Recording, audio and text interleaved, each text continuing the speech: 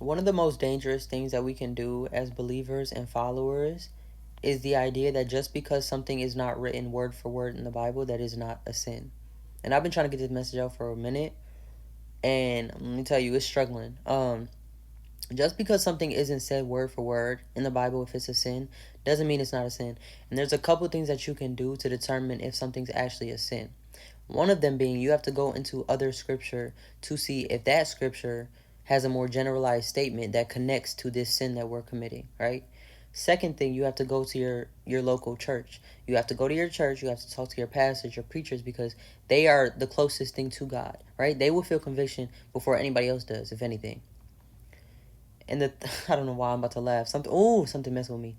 The third one being you have to ask God to strengthen your discernment, right? And when you strengthen your discernment, you're going to have a personal conviction. So if God is convicting you of something, it is a sin, right? It doesn't matter if it's said word for word. If he's convicting you of something and you're ignoring it, that is disobedience and that's a sin. And there's a couple things that are actually sins that a lot of people don't think are sins because it's not stated word for word. One of them being smoking. People use smoking as a way to cope with something, as a way to heal, as a way to have fun, as an addiction, right? If you're using anything as a coping mechanism, as a way to change your personality because you might have social anxiety and smoking helps you to loosen up, or you treat it as an addiction and you just say, well, I just like to smoke it because I like the way it makes me feel. If you're addicted to the way something makes you feel and it's not God, that's a sin. And what does the Bible say that connects to that? It says idolatry. It says anything that you treat as an idol is a sin. You're idolizing this. You're worshiping it. You're treating it as your own God to heal you, to fix your problems. The only person that's going to heal you is God. So you're replacing it with smoking. It's a sin. Another one being masturbation. A lot of people debate with this one and they think that masturbation is not considered sex, so it's not a sin. You have to ask yourself, is masturbation love or lust?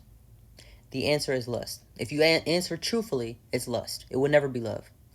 So what does God say about lust? He says flee from lust. Flee means run. Run for the hills away from lust.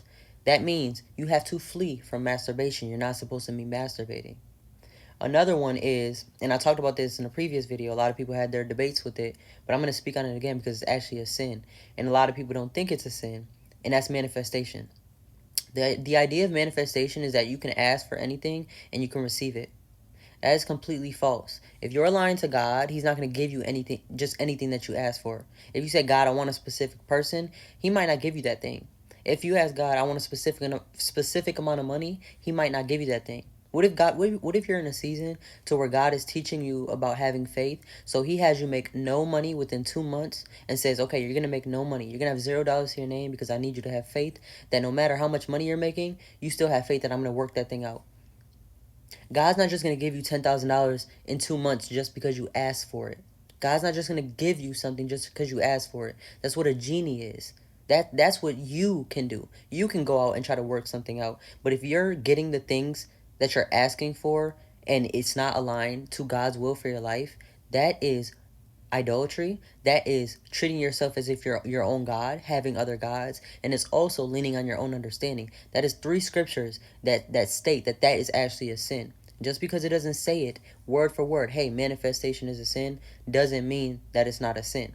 You are treating yourself as your own God because you're basically saying anything that I want, I can get. That is very sinful, thinking that anything that you want, you don't know what you want. When God says ask and you shall receive, he is referring to the desires of your heart. Who gave you the desires of your heart? He did.